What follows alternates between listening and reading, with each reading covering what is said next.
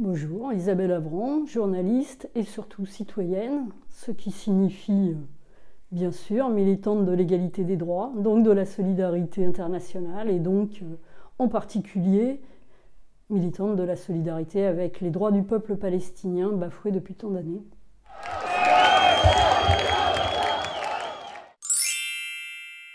Hasard du calendrier ou non, le jour de la célébration du 70e anniversaire de la création d'Israël et de son pendant, la Nakba, l'exode forcé des Palestiniens, s'est fait le lendemain du déménagement officiel de l'ambassade américaine à Jérusalem. 60 morts et 2400 blessés sont à déplorer du côté palestinien.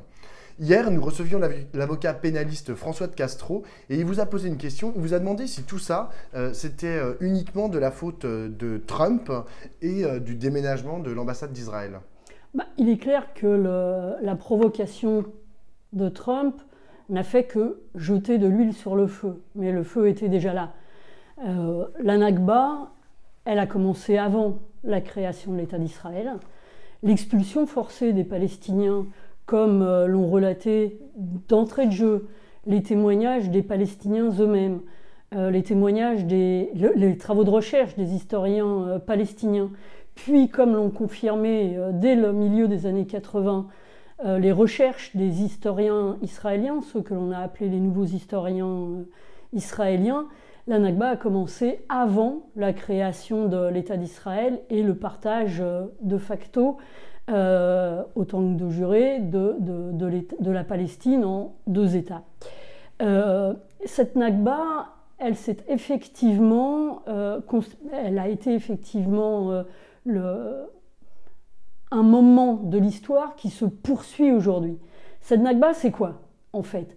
C'est l'expulsion de quelques 800 000 Palestiniens de leurs terres, de leurs foyers, de leurs maisons et de leur pays, soit par des massacres comme celui de Deir Yassin avant la création d'Israël, soit par l'écho propagé des massacres en question, soit tout simplement par la menace armée et la peur organisée. Et également, au-delà de l'expulsion forcée, c'est également la dépossession du peuple palestinien, non pas seulement de ses villages, de sa terre, de ses maisons, non, pas seulement, mais aussi la volonté de dépossession d'un nom, d'une histoire, d'une existence même. Rappelez-vous la fameuse formule une terre sans peuple pour un peuple sans terre. La terre palestinienne n'était pas une terre sans peuple. La Nakba, c'est toute cette dépossession, c'est le refus israélien du retour des Palestiniens réfugiés en dépit du droit international et en violation du droit international.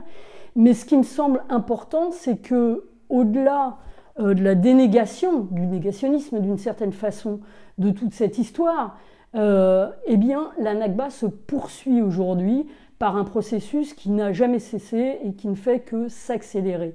En quoi Ariel Sharon, avant de tomber dans le coma, l'a dit très clairement, lorsqu'il était Premier ministre. Il a dit qu'il s'agit d'achever ce qui n'a pas été achevé en 1948. Or, qu'est-ce qui n'a pas été achevé en 1948? L'État d'Israël existe, il est reconnu. La société israélienne existe, elle est reconnue. L'État est l'une des plus grandes puissances militaires mondiales, c'est la première puissance militaire au Proche-Orient et la seule puissance militaire au Proche-Orient qui détienne l'arme atomique, l'arme nucléaire. C'est une puissance qui est aidée financièrement comme aucune autre, y compris militairement, notamment par les États-Unis, mais pas seulement. Donc, c'est pas ça qui est en jeu dans le non-achèvement du processus de 1948. La seule chose qui n'a pas été achevée, c'est ce phénomène de dépossession, expulsion des Palestiniens, et c'est ça la Nakba. Donc, lorsque... Mais c'est ça le but ultime d'Israël, c'est expulser tous les Palestiniens? D'Israël, je ne sais pas, des dirigeants israéliens successifs, sans aucun doute. D'expulser tous les Palestiniens, ils n'y parviendront pas. La résistance palestinienne, l'une des formes de la résistance palestinienne, c'est le soumoud. Le soumoud, c'est-à-dire la capacité à rester sur sa terre en dépit des attaques, en dépit de la répression. Mais ce qui se joue aujourd'hui en Palestine occupée, c'est plusieurs choses. D'abord, c'est une colonisation éhontée et intensifiée depuis plusieurs années, depuis plusieurs dizaines d'années, y compris d'ailleurs depuis le début du processus dit de paix qui a été lancé en 1991, d'abord entre Israéliens et États arabes, puis entre Israéliens et Palestiniens, à partir de 1993 en particulier. Ehud Barak lui-même se vantait d'avoir été l'un de ceux qui avait construit le plus de colonies. Cette colonisation a franchi un nouveau pas encore, de manière décomplexée absolue, avec l'arrivée de Trump au pouvoir aux États-Unis, qui a laissé les dirigeants israéliens poursuivre un travail d'expulsion, en tous les cas, des zones colonisées, d'enclavement des territoires palestiniens pour créer une discontinuité territoriale totale, notamment à travers un réseau de murs, et d'annexion de facto des grandes colonies, qui en gros sont dans Jérusalem, autour de Jérusalem, toute la vallée du Jourdain, toutes les zones aquifères et toutes les zones qui séparent Jérusalem du reste de la Cisjordanie. Bon, donc il y a d'une part ce processus de colonisation, d'autre part un processus de répression de toute forme de résistance, à commencer par la résistance non violente qui inquiète les dirigeants israéliens. Pourquoi ? Parce qu'elle se développe, parce qu'elle a un écho dans l'opinion publique, aussi bien évidemment en Palestine occupée qu'en Israël même, et que au niveau international, auprès des sociétés civiles à l'échelon international. Donc c'est la première visée, notamment les enfants et les journalistes. Et puis la troisième, l'une des troisièmes formes de cela, c'est le blocus total de la bande de Gaza. On dit depuis 10 ans, mais ça fait bien plus de 10 ans. Il se trouve que depuis 10 ans, 11 ans maintenant, le blocus a pris une forme absolue, totale. Et comme le disent les Nations Unies elles-mêmes, et en particulier le Comité de défense des droits humains aux Nations Unies, ce siège est le plus long de l'histoire mondiale, y compris plus long que le siège de Leningrad, de Stalingrad. Alors, certains observateurs et commentateurs trouvent quand même des arguments pour défendre la position d'Israël, comme par exemple l'avocat franco-israélien ce matin sur BFM, Arnaud Klarsfeld, qui faisait référence à une défense légitime élargie et qui rappelle que le Hamas est une organisation terroriste pour l'Union européenne notamment. Est-ce que selon vous, il y a un seul argument israélien, du gouvernement israélien, qui tient pour justifier ce qui s'est passé lundi ? Alors, deux remarques. La première, pour un avocat, utiliser des notions qui n'existent pas en droit comme défense élargie, ça a quelque chose d'assez étonnant. La deuxième chose, c'est que ce monsieur, en dépit de la qualité des travaux de ses parents, en particulier pour découvrir tous les anciens nazis, eh bien ce monsieur, lui, en revanche, est quand même un soldat et en est fier de l'armée israélienne. Il est quand même un peu compliqué d'être à la fois soldat de l'armée israélienne et de s'en vanter, et de se porter comme arbitre ou juge d'un conflit entre l'État dont on est soldat et la population qui vit sous occupation. Ça, c'est les premières remarques pour le contexte de sa parole et de son propos. Non, il n'y a évidemment aucune légitimité. Comme le dit Amnesty International, ce qui s'est joué hier et ce qui se joue depuis très longtemps, et en particulier ce qui se rejoue depuis le 30 mars dernier, ce sont des crimes de guerre. Vous avez une population civile dans la bande de Gaza, ce tout petit territoire qui a été coupé de toute relation avec la Cisjordanie, en dépit d'ailleurs de tous les accords qui ont été signés entre Palestiniens et Israéliens, qui devaient permettre la continuité territoriale, le passage libre, etc., à la fois pour les personnes et pour les marchandises entre la Cisjordanie et la bande de Gaza. En dépit de tout ça, ce petit territoire est aujourd'hui seul, complètement enfermé. Il est sous blocus. Vous avez une population qui vit sous blocus, qui a subi plusieurs, je ne dirais pas guerre, parce que qui dit guerre dit confrontation entre deux armées, donc là c'est pas le cas, mais plusieurs offensives militaires massives qui ont été condamnées par des rapports onusiens, etc., qui tentent aujourd'hui de faire connaître sa réalité.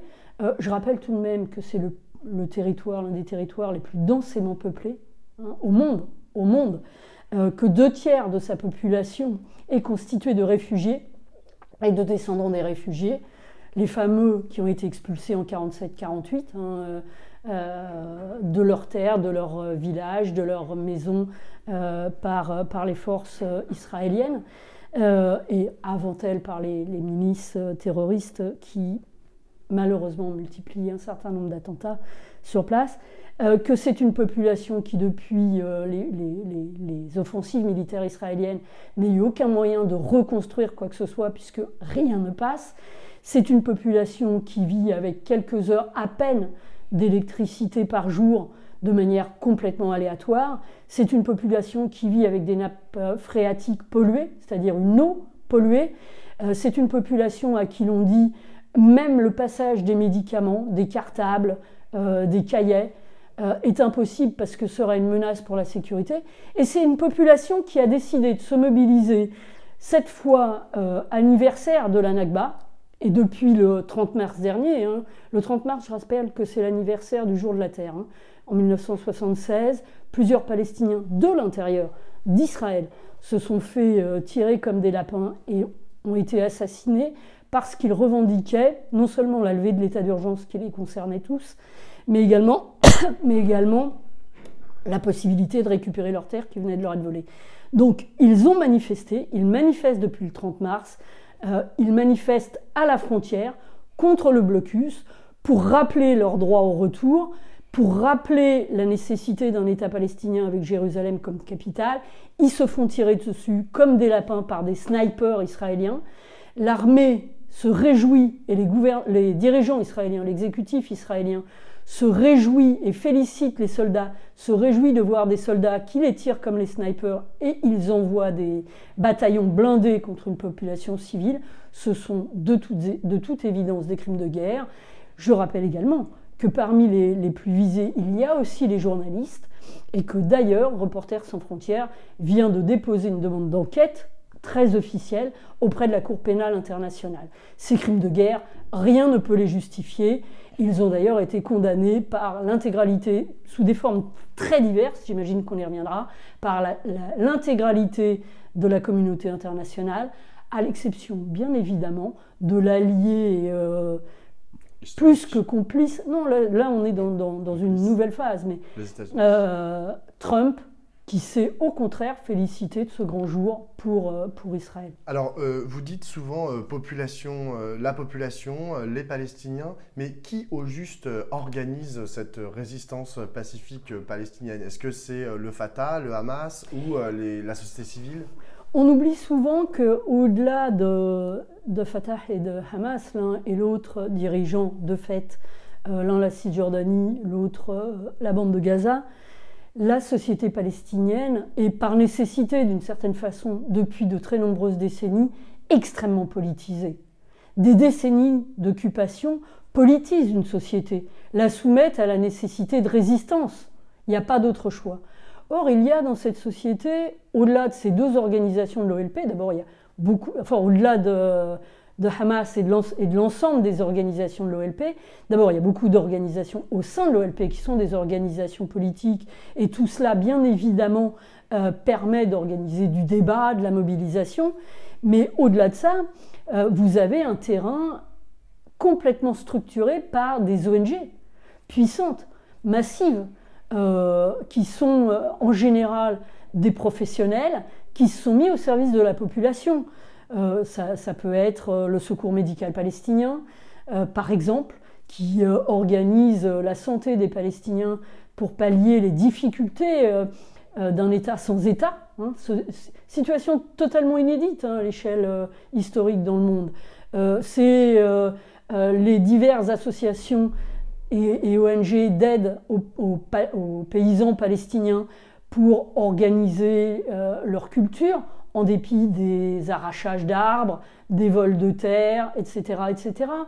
Vous avez en tous les cas toute une série, ce sont toutes les organisations de femmes, de jeunes, tout cela structure la société. Et très concrètement, il y a une stratégie un peu unitaire. C'est quoi le but ultime à court et à moyen terme? Premièrement, il y a une volonté unitaire de la population. Ça, c'est très clair.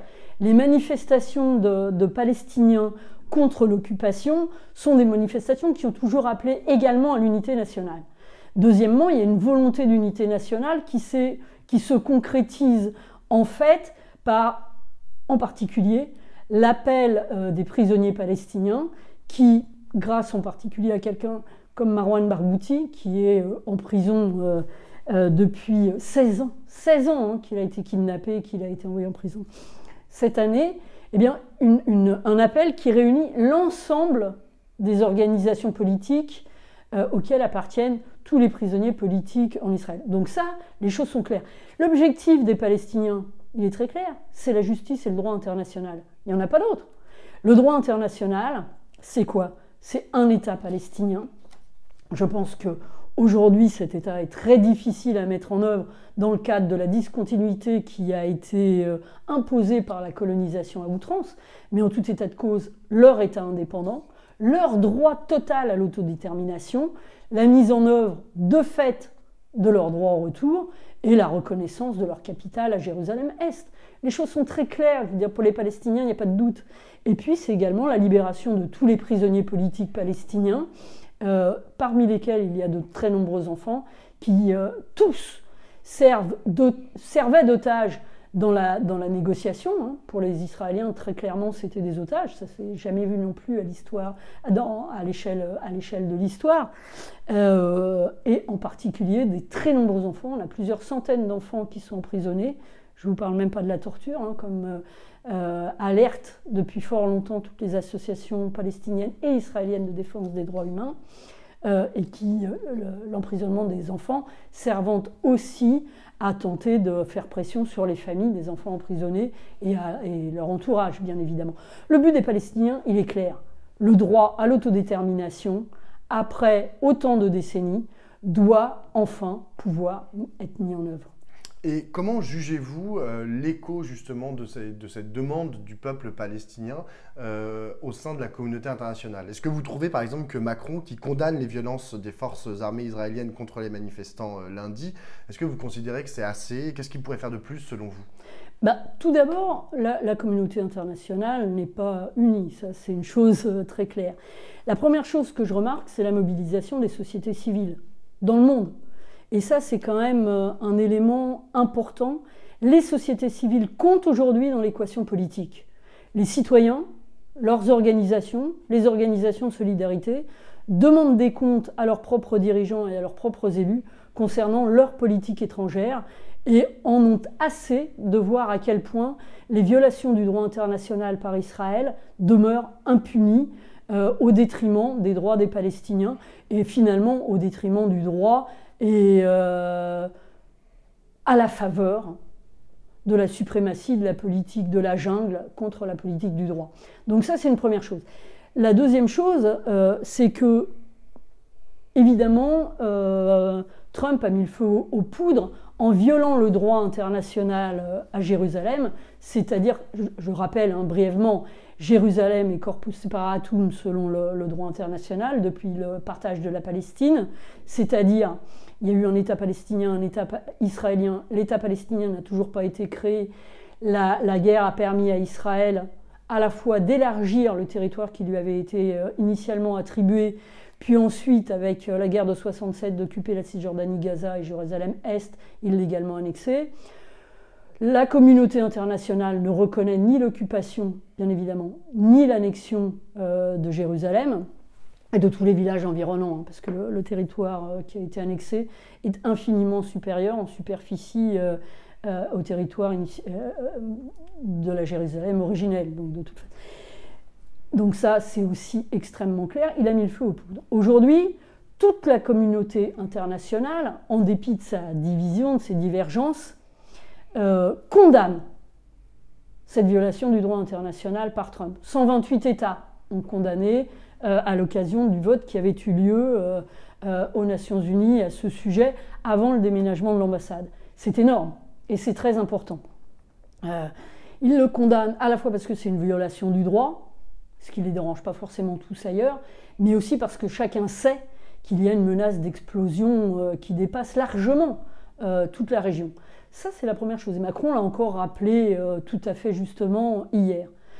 En revanche, l'une des questions, c'est que fait-on pour mettre un terme à cette politique meurtrière israélienne qui empêche toute solution de paix parce qu'elle nie le droit international? Et là, on attend la France un peu plus. On a entendu la France, évidemment, et à juste titre, condamner les violences commises contre les Palestiniens. C'est très bien. On voudrait savoir ce qui, au-delà de la condamnation, va être en jeu. La France prendra-t-elle des décisions pour suivre cette condamnation de fait? Et puis d'autre part, on a entendu aussi un certain Le Drian demander aux deux parties, d'avoir un peu de retenue. On se demande ce que signifient les deux parties dans un contexte comme celui que l'on connaît aujourd'hui en Palestine. Quant aux décisions donc, qui pourraient être prises, il y en a plusieurs. Bien sûr, une protection de la population civile palestinienne, protection internationale, c'est très clair. D'autre part, une demande d'enquête indépendante. On voit que la Belgique l'a fait, d'autres pays l'a fait. La France, pour le moment, on ne l'a pas entendu sur cette question. Hein. La France n'a pas demandé une enquête indépendante des Nations Unies, quelles que soient d'ailleurs les conséquences auxquelles aboutirait une telle enquête, dont les recommandations, comme ça a été le cas de précédentes enquêtes, n'ont jamais été mises en œuvre pour le moment. Hein. Donc, quelles que soient les conséquences, le minimum serait de demander une enquête indépendante. La France n'a toujours pas convoqué l'ambassadeur, ou l'ambassadrice en l'occurrence, d'Israël, contrairement à d'autres pays.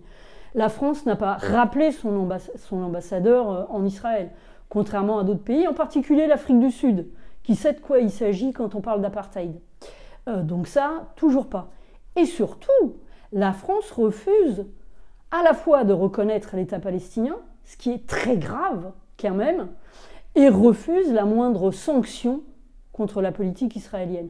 Bien au contraire, le commerce continue as usual, hein, avec la volonté même exprimée par l'exécutif français d'accroître ce commerce et ses relations dans tous les domaines, y compris stratégiques. Et dans ce commerce, il y a le commerce militaro-sécuritaire, c'est très grave. La France ne peut pas participer à cela. Donc des associations, telles que la FPS par exemple, et d'autres, exigent aujourd'hui du gouvernement français de mettre un terme à cette complicité absolument insupportable. L'impunité, c'est ce qui permet à Israël de continuer. Sans impunité, les dirigeants israéliens ne pourraient pas continuer. J'ajoute que l'impunité est un mauvais signal donné non pas seulement aux Palestiniens, mais également aux courageux militants anticolonialistes israéliens qui, par exemple, se sont mobilisés à plusieurs centaines lundi à Tel Aviv pour protester contre le massacre commis à Gaza. Et je crois que c'est très important de le rappeler aussi, même s'ils sont très minoritaires, mais aussi parce que il faut le rappeler aussi parce que ils sont en lutte en Israël même, dans leur propre pays, à des pressions et de menaces qui sont pour eux extrêmement ravageuses également. Alors, une dernière question, Isabelle Avran.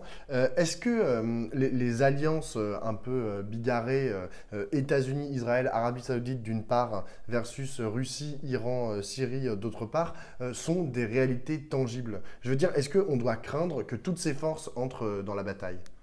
Entrent dans la bataille, je ne sais pas, et je ne sais pas ce qui... En l'occurrence, à l'échelle plus générale, pas en Palestine. Oui, non, bien sûr. Et que ça fasse un jeu de domino. Oui, non, mais naturellement, il y a un grand danger de la part des États-Unis à avoir renoncé, déchiré l'accord qui avait été conclu avec l'Iran sur le nucléaire israélien.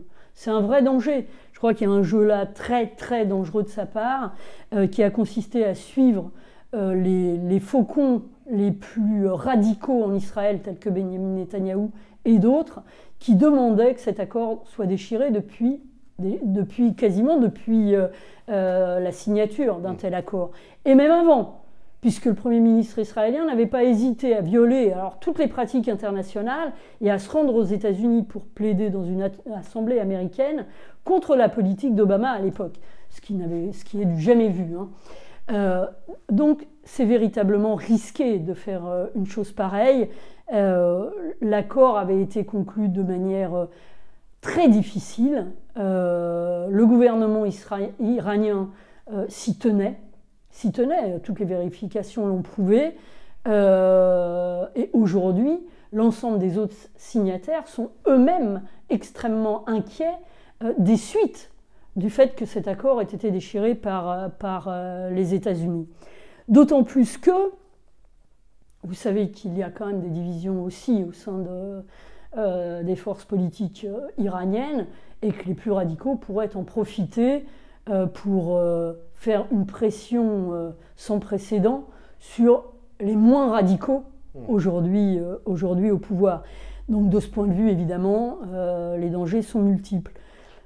Mais de toute façon, c'est l'un des objectifs quasiment avoués de Trump, de changer le gouvernement en place en Iran.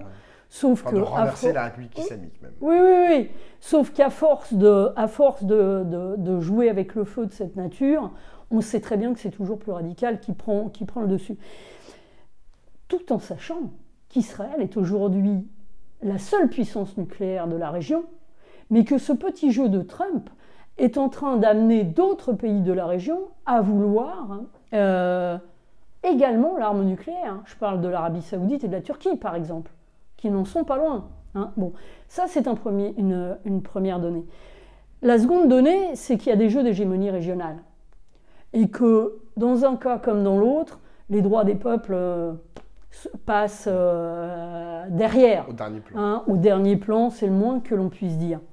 Aujourd'hui, l'Arabie Saoudite souhaite une hégémonie régionale, se sent de ce point de vue-là, en tant qu'hégémonie, menacée par le rôle que peut jouer l'Iran, et donc est tout à fait prête à des alliances contre nature, avec les dirigeants israéliens, sans aucun problème. L'Arabie Saoudite, ça ne la dérange pas du tout ce qui se passe en Israël, les massacres. Bien évidemment, alors c'est pas que ça la dérange, je pense.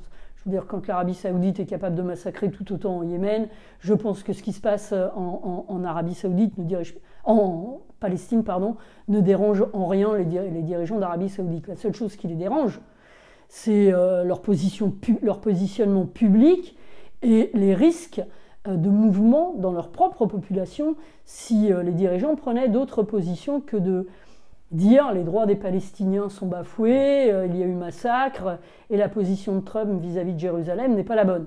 Mais ça ne dérange en rien les dirigeants saoudiens de voir massacrer de fait les Palestiniens comme eux-mêmes massacrent les Yéménites. Donc ils prennent des positions, bien évidemment, et il peut y avoir de ce point de vue un début de micro-fêlure entre les alliances qui ont été conclues de fait avec Israël et les États-Unis. De l'autre côté, l'Iran n'a pas une position forcément plus sympathique en allant soutenir le régime syrien. Le régime syrien qui massacre sa propre population et qui a fait appel aux forces et aux supplétifs, on va dire, des Iraniens pour l'aider avant de faire appel à la Russie et à la force largement supérieure de la Russie, pour les aider, non pas à taper sur les djihadistes et la terreur djihadiste à laquelle le régime a lui-même ouvert les portes, mais bien pour taper sur la population. On en est quand même à plus de 350 000 morts en Syrie. Donc le problème, c'est pas de savoir lequel est le plus juste entre les deux. Les Iraniens, les Saoudiens, je parle des dirigeants, je parle pas des peuples. Aucun des deux. Je veux dire, l'ennemi de mon ennemi n'est pas forcément mon ami, et je crois que c'est une leçon de l'histoire qu'il faut toujours se rappeler. L'ennemi de mon ennemi ne signifie pas que cet ennemi-là est mon ami. Jamais. Et là, c'est évidemment le cas. Il y a un jeu d'hégémonie qui est un jeu extrêmement dangereux pour toute la région, et Trump ne fait que mettre le feu aux poudres une fois encore.